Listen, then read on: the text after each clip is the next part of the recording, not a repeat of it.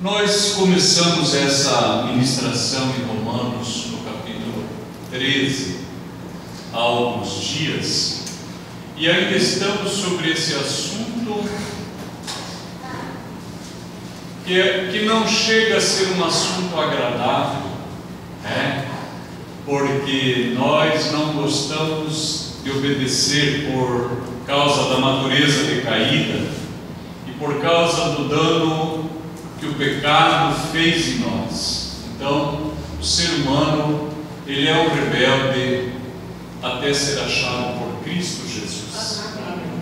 E nas semanas que nos antecederam, eu falei que a primeira autoridade que encontramos são os nossos pais, né? Antes mesmo de Deus, os nossos pais. A criança primeiro conhece os pais, depois ela será apresentada para Deus, e a criança ela já tende a ser rebelde, e precisa de um trabalho longo, assim como os nossos pais fizeram um longo trabalho a favor da nossa vida, nos exortando, nos ensinando, dando exemplo, corrigindo com a vara, muitas vezes, né?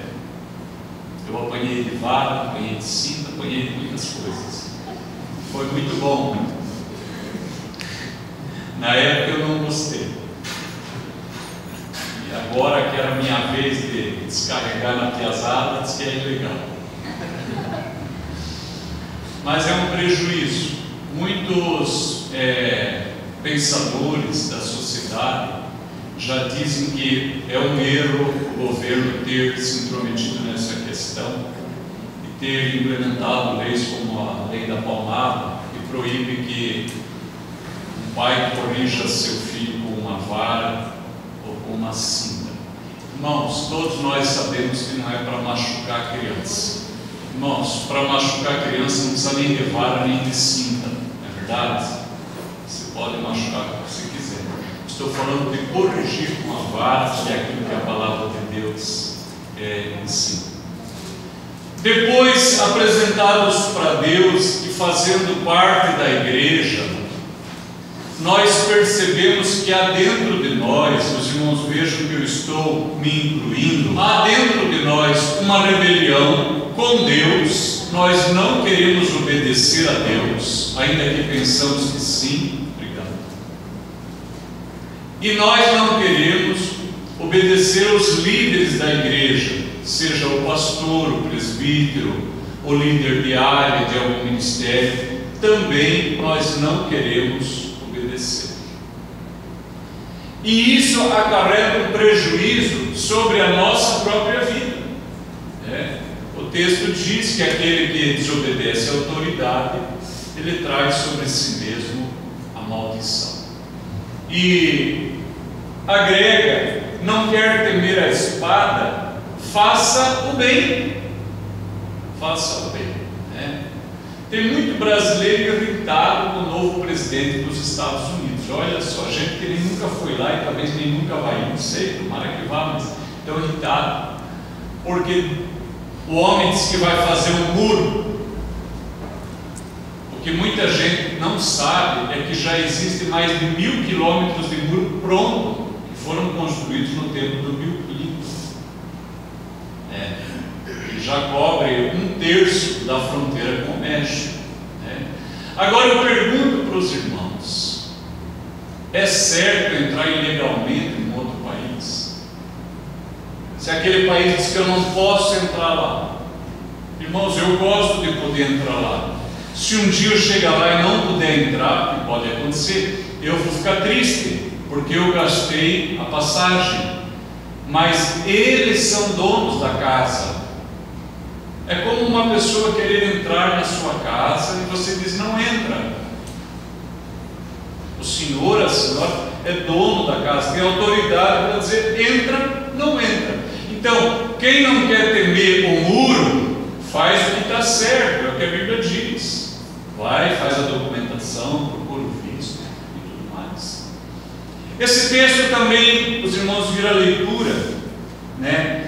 Porque você reconhece a autoridade, você paga o imposto e diz: para quem imposto, imposto, para quem tributo, tributo, para quem temor, temor, para quem honra, honra.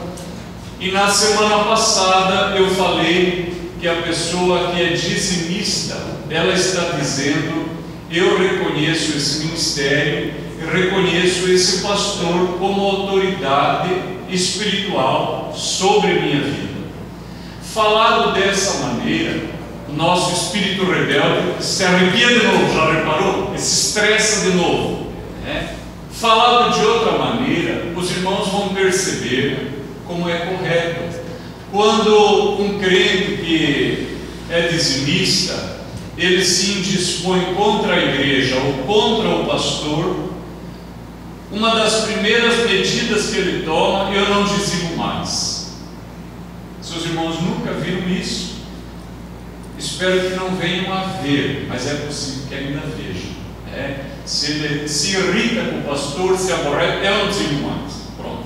Ou seja, ele está dizendo: esse não tem autoridade mais espiritual sobre a minha vida.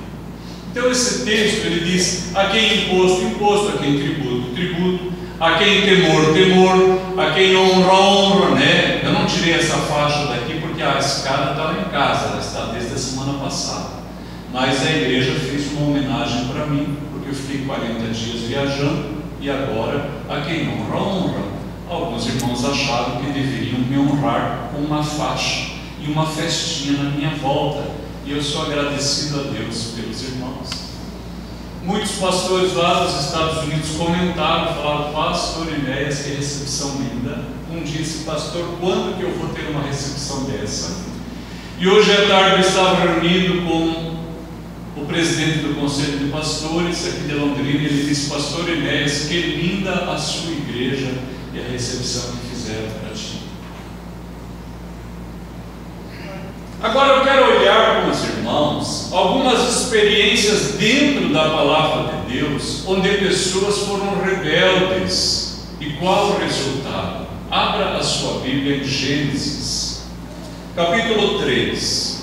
Diz assim a palavra de Deus: ora, a serpente era mais astuta que todas as animais do campo que o Senhor Deus tinha feito. E esta disse à mulher: é assim que Deus disse: não comereis de toda a árvore do jardim. E disse a mulher à serpente: do fruto das árvores do jardim comeremos, mas do fruto da árvore que está no meio do jardim, disse Deus: não comereis dele, nem nele tocareis, para que não morrais. Então a serpente disse à mulher: certamente não morrereis, porque Deus sabe que no dia em que dele comerdes, se abrirão os vossos olhos, e sereis como Deus, sabendo o bem e o mal. Amém. Olhem, queridos irmãos, a estratégia fantástica de Satanás para se aproximar de Eva. Os irmãos viram que o texto diz que ela era a mais astuta, era sutil, ela sabia preparar um engodo, um engano, atrair o ser humano para aquilo que ela pretendia apresentar. Um dia eu estava na casa de um amigo e alguém bateu a porta. Ele disse: dá licença, vamos ver quem é. E tinha duas jovens com uma pasta muito bonita, e aquelas jovens disseram: nós somos do Instituto tal, e nós estamos fazendo uma pesquisa sobre a qualidade da água na nossa cidade. O senhor nos recebe para uma entrevista? E ele falou: sim, entre. E as duas entraram, e foi servido alguma coisa para elas, e elas disseram: o senhor alguma vez já limpou a sua caixa d'água? E agora responda na sua cabeça só aí. Alguma vez já subiu no telhado para olhar dentro da caixa? Tem certeza que a água que o senhor bebe é de fato saudável? E meu amigo teve as mesmas dificuldades que você está tendo para responder aí na sua cabeça. Ele teve dificuldade para responder para aquele seu inquiridor. Tem certeza que não há nenhum animal morto lá? O que o senhor me diz a respeito de mosquitos transmissores de doença? Acha possível ter algum foco lá? Bom, depois que fez várias perguntas e anotando como é que é seu nome, quantas pessoas moram aqui e tal. O senhor sabia que na cidade tal foi feito um estudo e foi achado um verme, e disse o tamanho do verme, na caixa d'água e na tubulação, e que esse verme causa males intestinais e para o fígado e para o estômago, e foi indo. E meu amigo foi se horrorizando e eu junto com ele. Ao final, por isso, nós estamos aqui para oferecer, se o senhor quiser, um filtro. Nós deixamos instalado agora. Ele tem um filtro de carvão ativo, ele tem mais os filtros mecânicos, filtros físicos, filtros químicos, e vai eliminar a turbidez, a contaminação e tudo mais. E comprou o filtro da pessoa. Agora, se o vendedor chegasse, quer comprar um filtro? Nem eu nem você não receberíamos. Olha a astúcia de Satanás. Eva estava andando por lá, Satanás faz e pergunta: ei Eva, é assim que Deus disse? Não comereis de toda a árvore do jardim? Acha que Satanás não sabia que podia comer de toda, menos de uma? Ele estava entabulando uma conversa. Ele criou um ponto de contato. Aqui quem já foi abordado por uma testemunha de Jeová sabe que eles têm uma estratégia fantástica. Eles chegam para você e perguntam: eu posso fazer uma pergunta para você? Você pode. Por que você acha que há tanta violência no mundo? Entendeu? A doutrina que eles vendem é falsa, diferente da doutrina dos mormons, que é mentirosa. A das testemunhas de Jeová é falsa, é pior do que a mentirosa, mas a estratégia é fantástica. Existe sabedoria, existe inteligência, existe astúcia. O que nós podemos aprender em primeiro lugar com isso? Não conversa com Satanás. Amém, queridos? Não conversa com Satanás. A pessoa que pega a experiência do Evangelho de Marcos, você não precisa abrir, só quero dizer com certeza para você, no capítulo 5, aonde Jesus pergunta para o endemoniado, ou para o demônio que está falando a partir do endemoniado: como é teu nome? Há pessoas que se apropriam equivocadamente desse texto para dizer: não, mas Jesus conversou com o endemoniado. Ora, o Senhor pergunta: qual é o teu nome? Ele respondeu: é uma legião. Se os irmãos forem pesquisar, verão que uma legião pode ter de 1.000 a 6.000 soldados, ou de 1.000 a 8.000, ou de 6.000 a 12.000 soldados. Agora os irmãos imaginem Jesus perguntando: muito bem, como que é o nome do primeiro? E o segundo? E o terceiro? Eu creio, irmãos, que esse texto está ali justamente para nós aprender o seguinte: as Escrituras nunca chamam os demônios de nome bonitinho. Nunca. Satanás só tem um nome bonito quando ele está do lado de Deus, que é Lúcifer, o portador de luz. A hora que ele cai, ele perde o título de estrela da manhã, e Jesus vai usar esse título no Novo Testamento. Os irmãos Janeiro, amém? Não, vai, amém? Como caíste do céu, ó estrela da manhã? E lá em Apocalipse o Senhor Jesus diz: e eu te darei a estrela da manhã, que é Ele. Eu me manifestarei completamente na sua vida.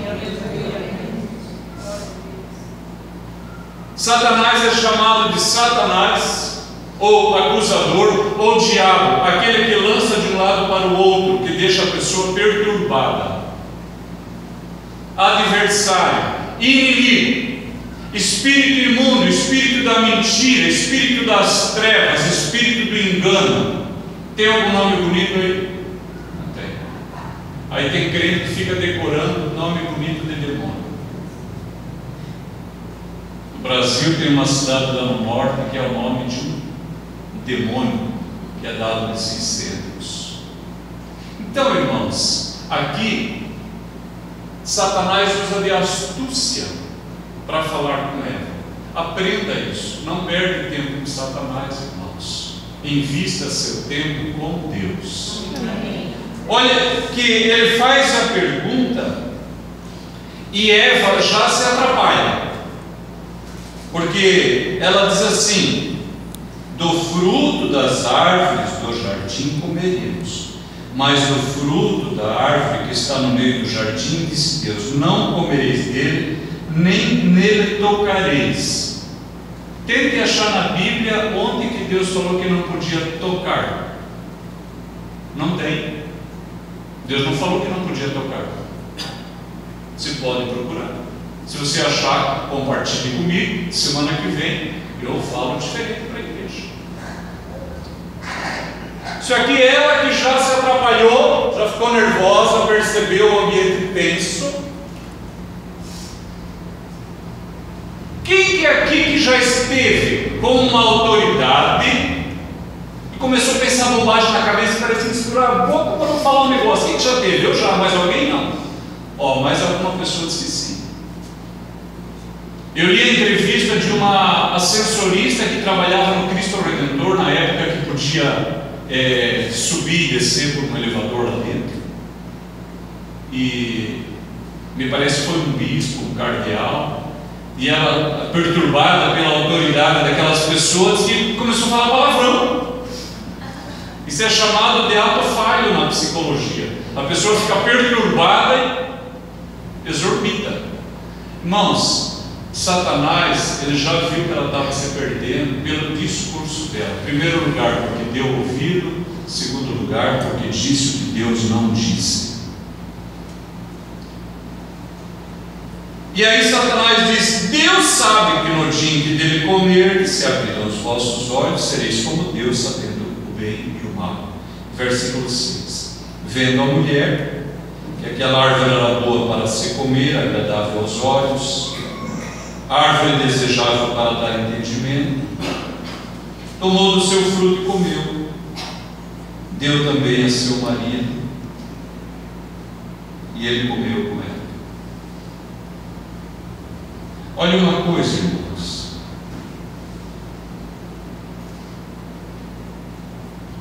uma árvore cujo fruto é bom para comer, agradável aos olhos, desejável para dar entendimento, ela não tinha razão de querer comer e de comer? Ela tinha razão. Mas, irmãos, nós reiteradamente temos falado, a razão é a base da rebelião. Ela tinha razão. E Satanás, parece que ele não mentiu, porque pergunta aos irmãos: Eva e Adão morreram? Não, eles não morreram. E não se abriram os olhos? Olha o que diz no versículo 7. Então foram abertos os olhos de ambos. Satanás diz: Deus sabe que no dia em que comerdes se abrirão os vossos olhos.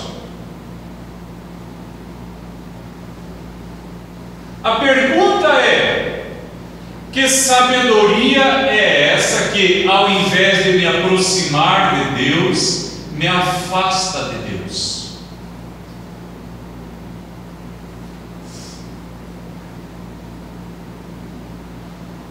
As Escrituras chamam esse tipo de sabedoria de terrenal, animal, diabólica,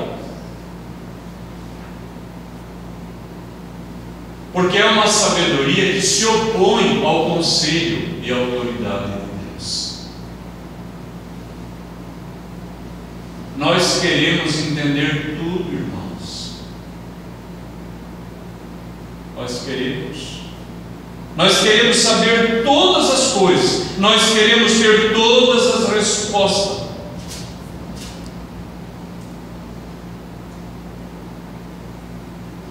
Já reparou nisso? Quando alguém faz uma pergunta, nós já queremos ter a resposta para a pessoa. Nós não aguentamos dizer que nós não sabemos determinada coisa.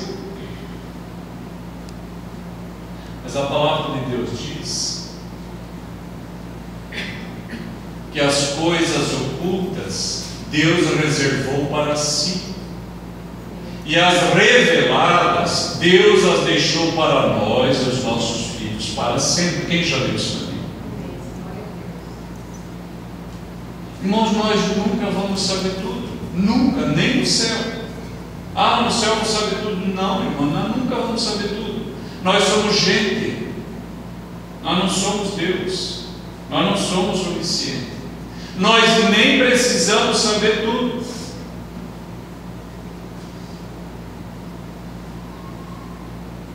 Eu ouvi a história de uma criança que perdeu-se no navio. E ela, desesperada, gritava no convés. E seu pai estava procurando ela no depósito.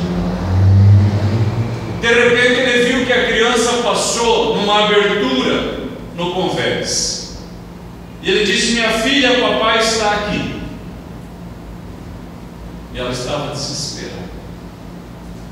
Mas ela não enxergava ele estava no escuro. Mas ele via ela. Ele disse: pode se jogar, meu bem. A menininha se jogou, pegou. Nós precisamos confiar em Deus como uma criança confia no seu pai. Irmãos, os adolescentes não mais. E não se estressem, viu, adolescentes? É natural. Mas as crianças têm uma idade, eles têm certeza que nós vamos resolver tudo. Nós somos super-heróis na vida deles. Nós precisamos confiar em Deus assim. A palavra de Deus diz que o Senhor Jesus, na sua oração derradeira, ele orou dizendo: Pai, tudo te é possível. A palavra Abba é um antigo vocábulo aramaico usado especialmente pelas crianças e que deveria ser melhor traduzido como paizinho. O Senhor Jesus, ele estava num momento limite do seu ministério, da sua humanidade. E a maneira como ele chama o Pai é como se ele estivesse dizendo: assim como uma criança pequena confia no seu Pai, eu confio em ti. O salmista, ele disse assim: Senhor, eu não me dispus para projetos muito elevados, mas assim como a criança desmamada é para com a sua mãe, assim sou eu para contigo.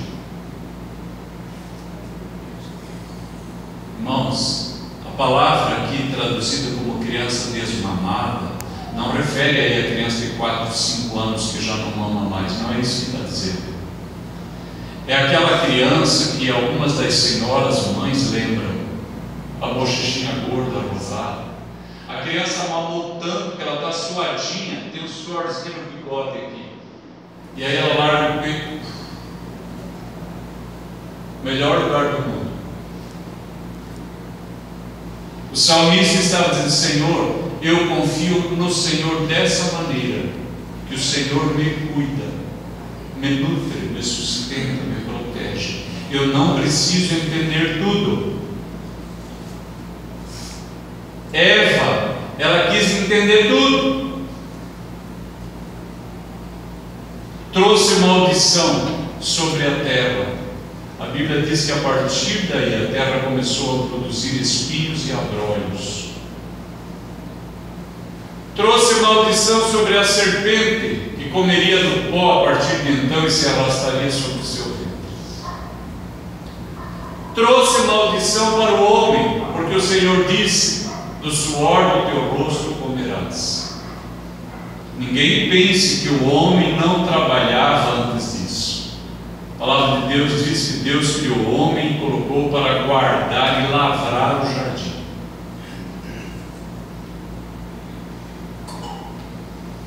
Talvez você já ouviu alguém dizendo: eu queria descobrir quem inventou o trabalho, eu vou me ver com ele. Quem inventou o trabalho foi Deus. O Senhor Jesus disse: meu Pai trabalha até agora, e eu também. Mas esse trabalho, irmão e irmã, que você trabalha e paga a conta, e trabalha, e as coisas não dão certo, e não vai para frente, e você constrói um pedaço, racha no outro, e faz aqui, estoura lá. Isso não vem de Deus. Isso é fruto do pecado.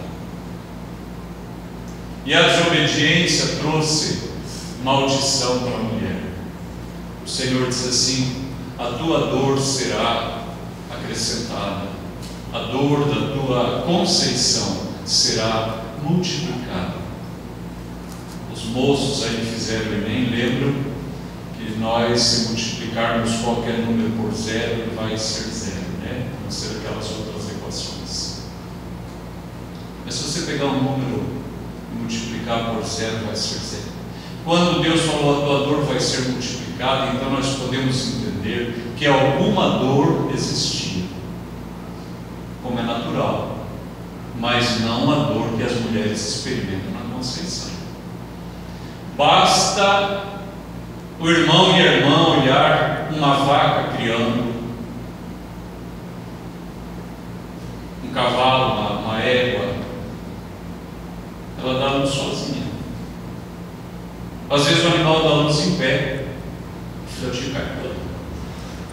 Quem aqui já teve cachorro ou gato viu a gata de um dia para outro cria 5, 6 gatinhos, 5, 6 cachorrinhos, e às vezes não escuta nada.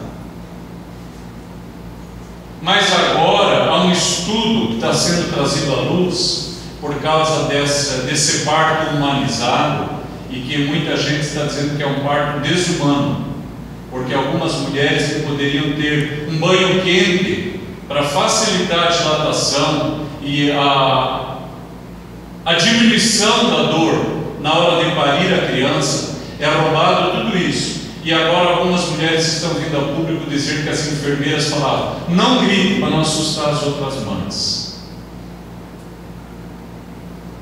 A dor foi multiplicada. E o Senhor disse assim: o teu desejo vai ser para o teu marido, e ele te dominará. Isso aqui, irmão, interpõe um outro tema. Nós precisamos prestar atenção. Se nós ainda estamos debaixo de maldição, então nós não precisamos cuidar da terra. A terra está desgraçada.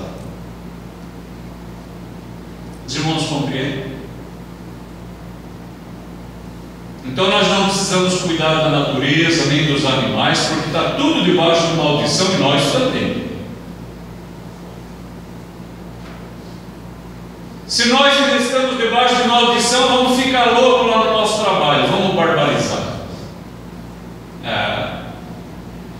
Tem gente que nunca consegue vir na igreja, trabalha sábado, domingo, hora extra, não sei o que lá, e você pergunta e a pessoa fala: não, é muito trabalho.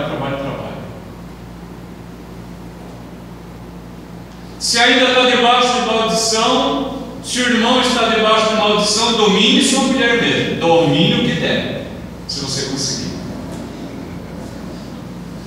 Claro, se o irmão está debaixo de maldição, domine ela, maltrate, faça o que der, cabe com ela.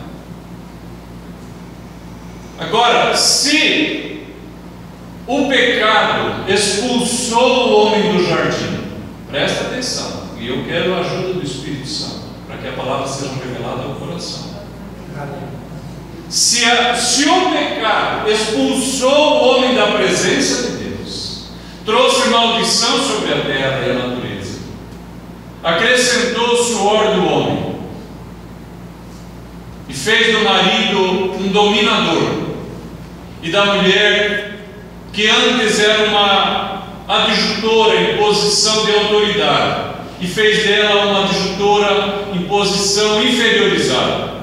Se o pecado fez tudo isso, então o perdão de Deus precisa restaurar tudo isso. Então, a obra de Cristo na cruz tem que restaurar tudo isso. Amém. Tem que nos devolver a comunhão com Deus. Claro. Então a obra de Cristo tem que nos devolver ao jardim. Irmãos, o jardim do Éden, se você olha lá em Gênesis, ele é um lugar na Mesopotâmia. Mesopotâmia quer dizer meio de dois rios, Mesopotâmia, o Tigre e o Eufrates, onde hoje está o Iraque. Geograficamente é ali. Mas, irmãos, depois que o homem foi expulso do jardim, o mapa geográfico não se alterou. Porque jardim do Éden é um lugar onde está a presença plena de Deus. E o ser humano tem comunhão com Deus, sem a separação do pecado, sem o dano, a culpa, o terror do pecado. Jacó teve um jardim do Éden, lá em Gênesis 28. Ele falou assim: quão terrível é este lugar. Na verdade, este lugar é a porta do céu.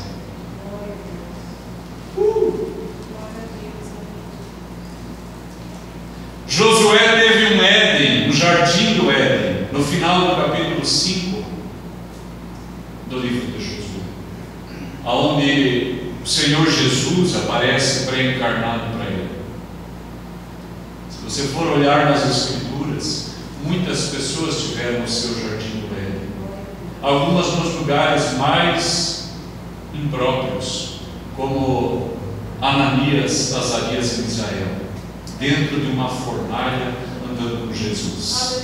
O jardim do Éden é onde Jesus está. E eu tenho a esperança de que um dia o Senhor faça desta igreja, nos dê um jardim do Éden. Que a gente possa sentir Jesus entrando nesse lugar. Eu sei que Ele está aqui, claro que Ele está. Mas eu estou falando de um outro nível, em que cada pessoa que for embora daqui vá alarmado, chegue na sua casa e fale: gente,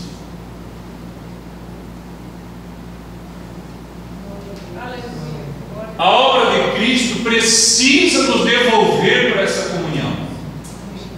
A obra de Cristo precisa devolver em nós o amor pela natureza, o cuidado com os animais, com os bichos. Lembrando os irmãos que no dilúvio Deus salvou mais bicho do que gente.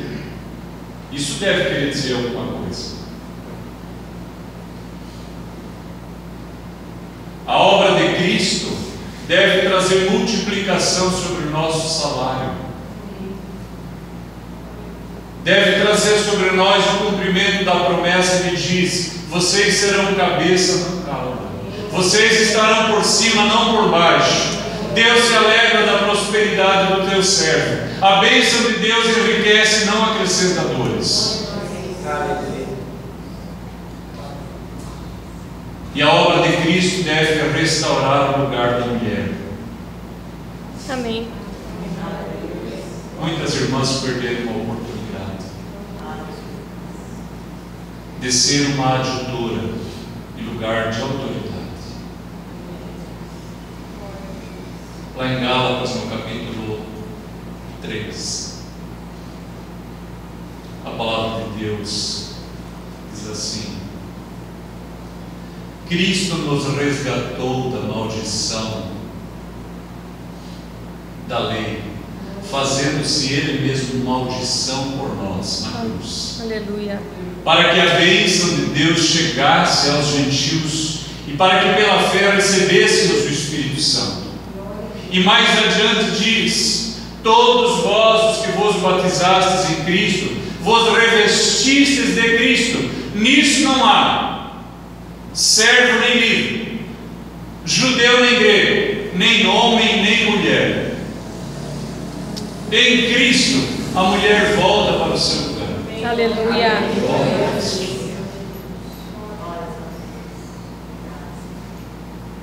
Não deixe que um coração rebelde separe você do Éden, da comunhão com Deus. Amém.